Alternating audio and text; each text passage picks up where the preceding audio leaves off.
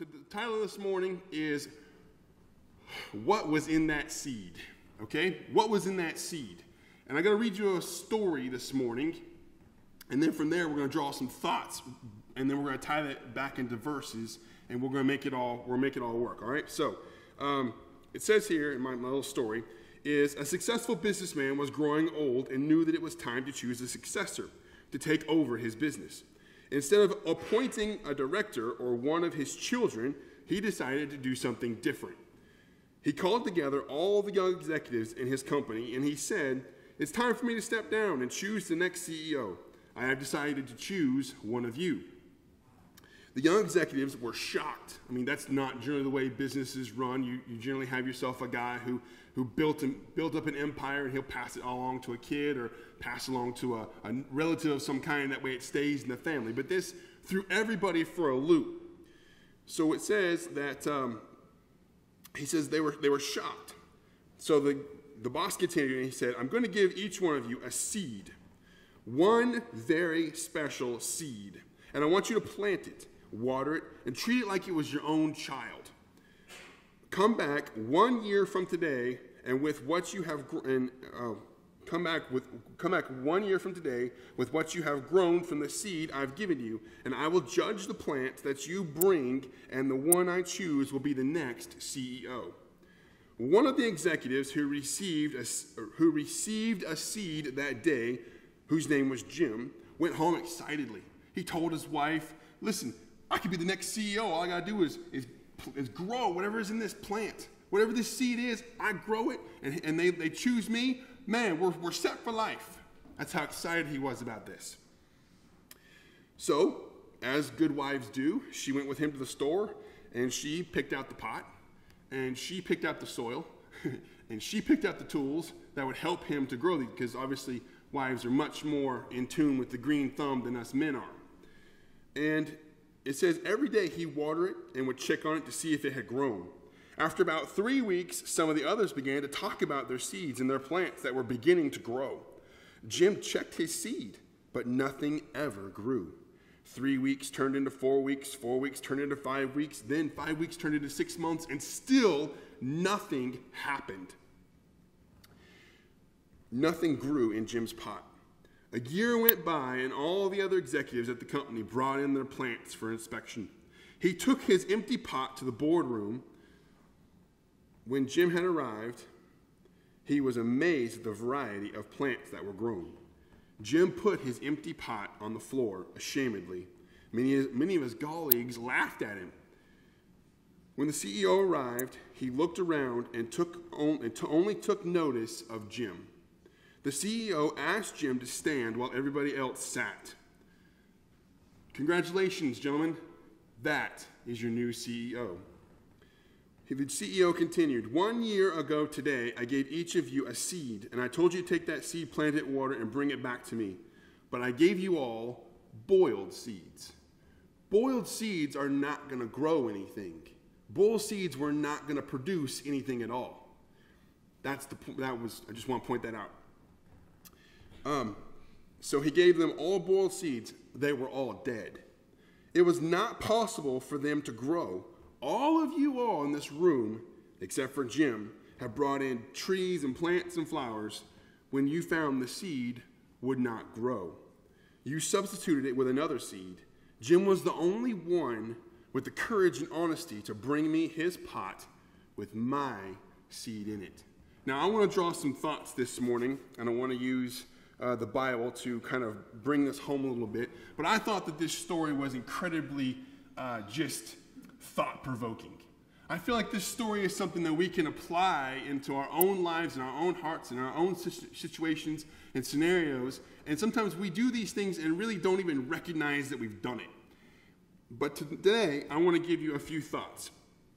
The first verse that I want to go into, the first point I want to give you is this. If you plant honesty, you will reap trust. If you plant honesty, you will reap trust. 1 John 3:18, it's on the board, says, "My little children, let us not love in word, neither in tongue, but in deed and in truth." That means that basically what it's saying is your word can be something, but if your actions don't back up that word, it doesn't mean anything. It means that if you plant honesty in a person, if a person finds you to be an honest individual, then guess what? They're going to trust you in the long run. They're going to trust you with what you have to say. They're going to trust you with what you do. If you get accused of murder and you say, listen, I didn't do it, you're going to be found trustworthy in more people's eyes because of your actions and because of how you present yourself and because of how you have followed after Christ's example than you would if you didn't do those things. If you plant honesty, you will reap trust. 1 John 3:18. It's an amazing verse because it actually says, my little children. You know, I've got 3 kids. Natalie doesn't count really because she learns, but she doesn't learn this part. But Natalie, Gwendolyn and Ethan, they pick and they pick and fight with one another, and he did this and she did that, and they go back and forth. And you can figure it out that they're getting really good at telling stories. Because you can look at it and be like, did you do it? No, Daddy. And they won't crack up. They won't flinch to save their lives because if they know that they do, they're still in trouble. So that's the way it works out sometimes. We have to present ourselves as honest individuals. Jim did what other people couldn't do. When he saw that this plant wasn't going to grow anything, he went with it. He ran with it. He kept on going. And I hate to say this, ladies and gentlemen, but sometimes when in our own lives, when things are going and the things get going tough and the tough get going, the tough get going. We run from it instead of embracing. We run from the things that are asked for us to do, to deliver upon, versus fake it till you make it. And that's what everybody else in that room did. The second point that I want to get to this morning is if you plant goodness, you will reap friendship. You will reap friends. Galatians chapter 6, verse 10 tells us this. Pink card. It says this. Galatians chapter 6, verse 10 says this. As we therefore opportunity, let us do good unto all men, especially unto them who are of the household of faith. Galatians 6:10 reminds us and tells us that if we are willing to plant, goodness, you're going to reap friendship. You're going to reap good things, not necessarily friendships, but relationships in general. You know, you might have an acquaintance that doesn't know you from Adam, but they remember how you treated them, and they remember how you presented yourself, and they remember how you interacted with them. And that right there is a relationship that will span a long time because of this. If you plant goodness, you will reap friendship. Friendship, I'll tell you right now, there's a great deal of amazingness in a friendship. My wife has a friend that they would call themselves friends since birth, literally since birth. My wife's family knew this family since both of them were in the belly. That's friends since birth. And that friendship has lasted since when we moved to Kentucky. We moved from Kentucky back here. It's lasted the entire span of her life. And I'm not going to tell you how old she is because there's people listening online and there's people in this room. But she's old enough to have a good friend. And that's what that is. That's a friendship. It's a friendship that won't go anywhere because she treated this person well. She was always there for that person. She was always, as the Bible tells us, she was a friend that sticketh closer than a brother. And that's what Jesus is to us. Jesus is our friend. Jesus is that friendship that will never go away. It will never disappear. You can never tick him off. You're not going to make him run from you. The only person that runs in that particular relationship is you running from him. You running from him. And that's when you have done the wrong, not him doing the wrong. We find ourselves doing that sometimes a lot. In our own relationships, in our own friendships. I know that in our marriage, if I have done a wrong, I will avoid Melissa. I do not look at her. I turn my head. Because I know that she has this look. She has this look like, you did something. And I'd be like, no, not me. What? No. No, not guilty. Oh, look, a penny. Look at the penny, Melissa. Look at the penny. I can't confuse her. I can't change her mind at all. That's when she knows I've done something wrong.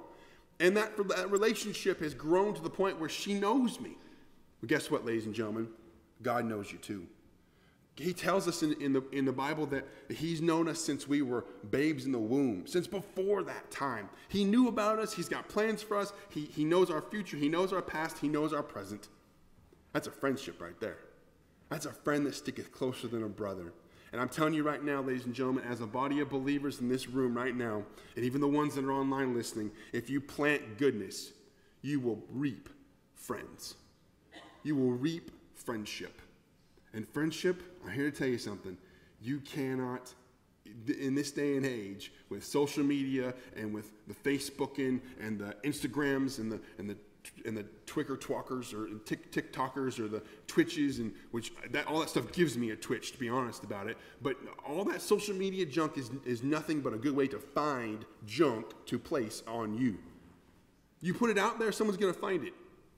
That's how you ruin a relationship. That's how you ruin a friendship. Treat others as you want to be treated, ladies and gentlemen. Friendships. If you plant goodness, you will reap friendship. The next thought that I had from coming from this is found in the book of Philippians chapter 2, verse 3. Philippians chapter 2, verse 3 says this. It says, or the thought is this: if you plant humility, you will reap greatness. If you plant humility, you will reap greatness. And the verse that goes along with it says this: let nothing be done through strife and vain glory, but in lowliness of mind, let each esteem other better than themselves. Excuse me. Let nothing be done through strife or vainglory. I'm telling you something right now. I talked to the youth group about it this morning. I mentioned it to them many, many a times, and I'll tell it to you guys the same way. We are a selfish society. We are stuck on this person right here. And a lot of times we can't get past our own nose because we're so stuck on ourselves. Vainglory, strife, man, that's about this guy. It's about how I look, man. How do I look in front of people? You walk to the mirror 15 times to check your tie, to check your shirt, to check yourself out. That right there is vanity. It's vanity. It's having so much confidence in the way you look or how you want to look or how you want to present yourself to other people that you're so worried about how you're dressed versus more so about your character. Let nothing be done through strife or vainglory, but in lowliness. Now, when it says about loneliness, that's the humility part of it. That's the humble of it. That's when you lower yourself. That's when you lower your position. That's when you lower how you think of other people. We did it on a Wednesday night where we talked about joy, serving Jesus, serving others, and then serving yourself. That's what this verse is all about right there. But in lowliness of mind, let each esteem other better than themselves. That's putting other people before you. Listen, this day and age, it's hard. I promise you, it's hard. I had a working interview on Friday that I went to, and I was riding around in a truck, and we went to a Walmart to grab some dinner, some lunch out of the deli, and there was a lady standing on the corner of the Walmart. You know, please help, milk, diapers, such and so, and it's hard to trust those people because those individuals might have 2 or 3 kids walking around on an iPhone 13. Sitting right there on the street corner with them. They might and then you go down the road a little ways, and then there's an individual in a wheelchair with no leg or no arm saying, please help, homeless vet. Who do you trust? How do you do it? It's hard. It's hard to put those people in front of what you can do because you don't know what they're going to do with it. It's hard. But the point is that you still try. The point is that even though it's $1 or $2, or it might be a sandwich, it might be a half of a Subway sandwich that you picked up at the Walmart, somehow, some way, they still need it. And somehow, some way, you're still humbling yourself enough to be able to serve other people. Esteem other better than themselves. Put yourself in their position. Put yourself in their position. Would you want to watch 1,500 cars drive away and look at you like, go get a job? No. You would want someone to have some compassion. You would want somebody to have a little bit of, a heart touching or some kind of a emotional moment where they say, you know what, that person could use some help. And it's hard to trust it. But in this day and age, it needs to be done. We need it. We need it. There's people in the Ukraine right now. You hear on the radio all the time that Save the Children is on the ground in Ukraine. Send us $1, send us $2, whatever it might be. Come help us out. We were going to go to Tennessee to do some community service work.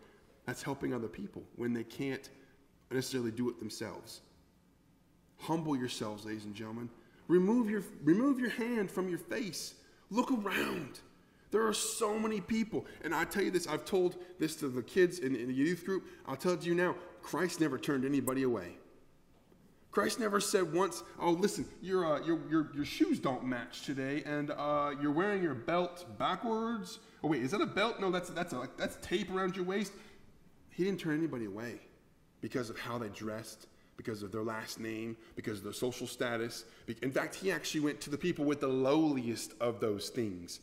He actually went to the people who had the worst last name, the most reputable individuals in the wrong ways. He didn't turn. Zacchaeus climbed a tree to find out who he looked, what he was, and who he looked like. And he said, Zacchaeus, come on down. Let's go have some lunch. That's humbling yourself. That's humbling yourself. That's compassion. That's Christ-like. We got to practice that. We need that. We need more of it. There's people that do that every single day, and I'm not knocking that at all, but if that effort and that focus came from a group of individuals in this room or the ones online, or if it spread, think about that, if it just spread, if it went from this church to Harmony Baptist, or from here to 1322 or any of the other churches around here, if we all just got on the same page and just focused and did just that, think of the impact that it would have, not just on Good Hope, but on Monroe, and then from Monroe to Bethlehem, and from Bethlehem to Winder. It could spread like a wildfire. That would be amazing. That would be so much farther than amazing, because that's exactly what God asked us to do when he tells us to go into the highways and hedges and preach the word. Tell people about his goodness. Tell people. That's lowering yourself. And that's what we need to do. Let nothing be done through strife or vainglory. Don't look for the credit for yourselves, but in lowliness of mind, let it each esteem other better than themselves.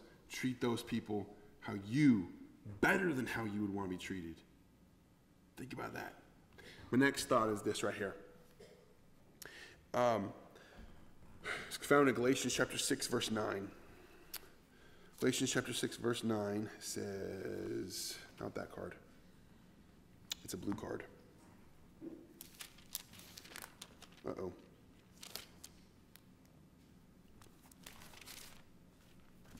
Oh, there it is. Okay, found it. Okay, Galatians chapter 6, verse 9, it says this. The thought is, if you plant perseverance, you will reap contentment. Now let me say that again for you, okay? Because I was given a piece of advice that I need to make sure and project. I want you to understand the words I'm saying. If you plant perseverance, you will reap contentment. The verse that goes along with this thought is Galatians chapter 6, verse 9, and it says this, let us not be weary in well-doing, for in one season we shall reap if we faint not. You know what that tells me? Simple enough right there. Don't give up. Don't give up. Don't give in. I'll tell you right now, it's so easy. I go home and I go, this week has kicked my butt. Okay? It has kicked my butt.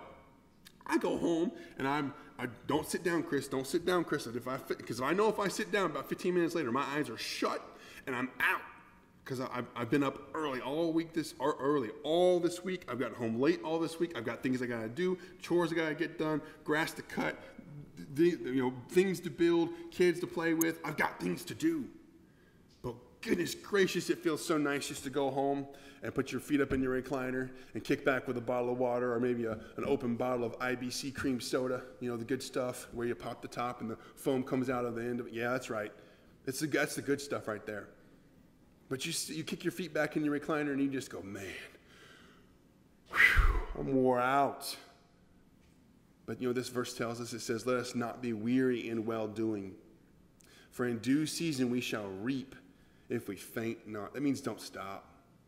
It means don't stop. It means don't give in. It means don't sit down and relax. Because why? There's still more to do. It will never stop. It never will.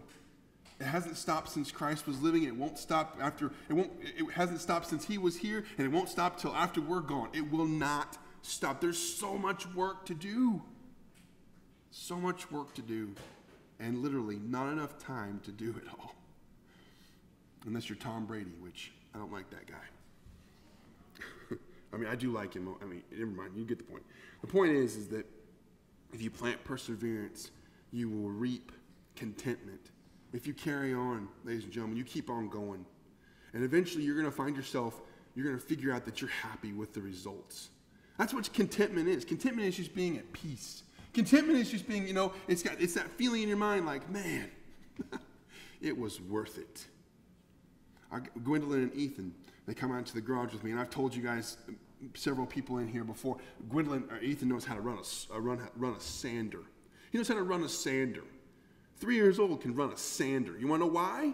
Because he's interested to know, and I'm interested to teach him. That's contentment. That's peace. That's the results you're looking for. You're looking for the opportunity to teach somebody or show somebody or give somebody, a piece of advice or give somebody a piece of a life experience and then learn from it and then they apply it.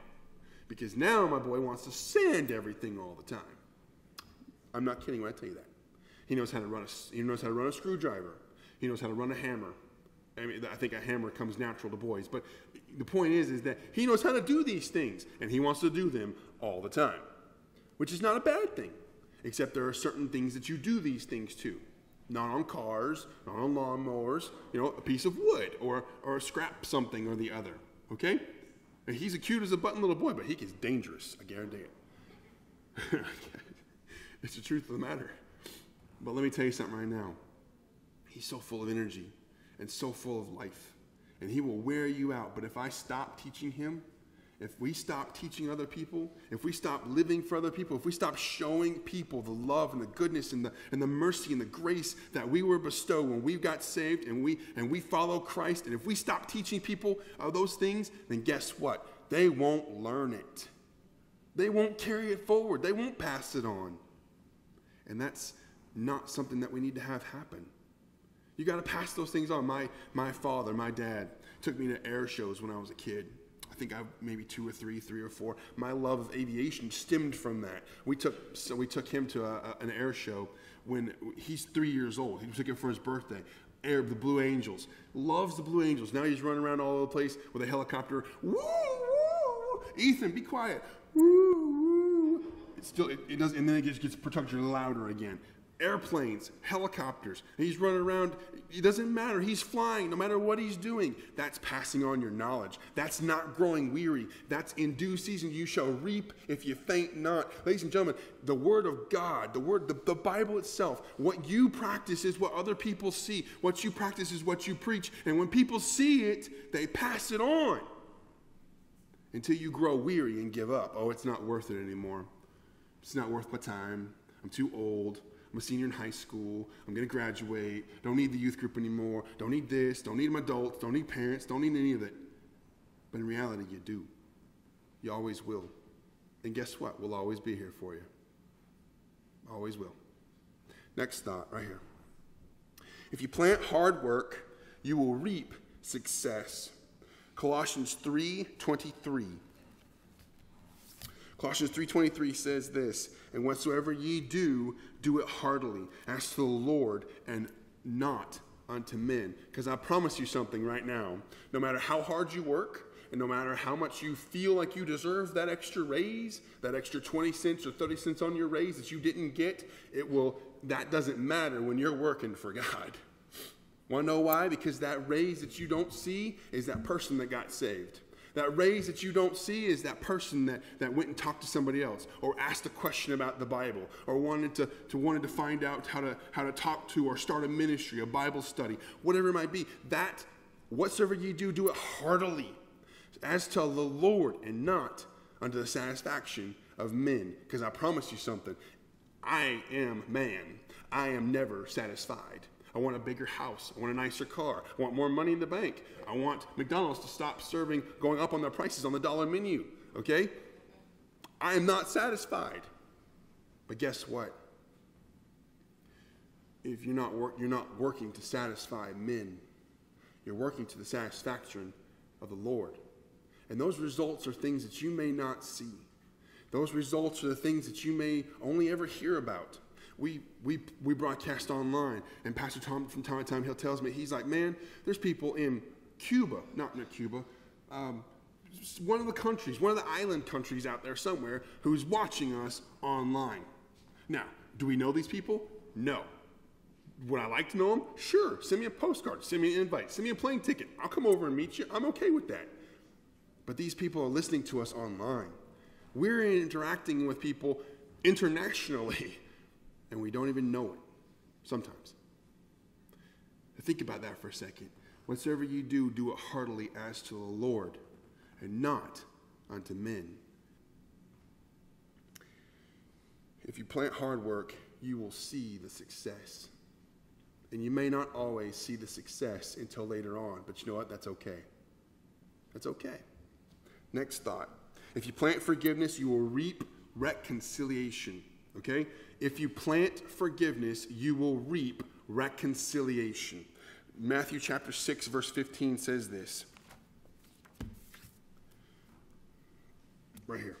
But if ye forgive not men their trespasses, neither will your Father forgive you your trespasses. If you forgive not men their trespasses, which means if you're holding a grudge, somebody did something to you, somebody messed up your paint job on your car, somebody stepped on your toe the wrong way, somebody said something to you about your mama, somebody, whatever the case might be. If you're holding on to that thing and you can't forgive it, then neither will your Father forgive your trespasses. Think about that for a second. Would you really want God to hold on to all the things and all the wrongdoings that you've ever done? Me? No way. I'd make people in here blush the crazy things I've done and the things I've gotten away with. Wouldn't you? Oh yeah, because there's people in here that are a little older than I am, so I'm sure that they were crazier than me too. I wouldn't want that. I wouldn't want that at all. But if you're willing to forgive people, and you're willing to see the good in people, and you're willing to see and say, listen, the thing is they may not even know they did wrong to you. They may not know that they cut you off in traffic. They may not know that they stepped on your foot. They may not know. But if you go to them and you say, listen, this is what happened. I've been mad about it for a little while, but I want you to know I have forgiven you. Then more than likely, an individual will go, well, thanks a whole lot. No, they won't. They want you to know that, listen, I didn't realize I did that. Thank you for letting me know. I'm sorry too. And then guess what that happens? That ties back into the goodness, and you will reap friends. That ties back into the honesty, and you will reap trust. It ties all back in together. But first of all, you have to really go to an individual, and you have to tell that to somebody. If you want to forgive somebody, you need to tell them that. It's the same way it works with salvation, ladies and gentlemen. If you want forgiveness for the things that you've done, if you want to have yourself a home in heaven, if you want to see your friends and loved ones and you want to be with the ones that are already there, then you have to be willing to confess that you need forgiveness for something. That's the way this works. That's the way salvation works, is you come to Christ, and Christ will remove your sins from you, and he will offer you a home in heaven. And that, to me, is worth all of this. It's worth planting honesty and planting goodness and planting humility and planting. It's worth all of it.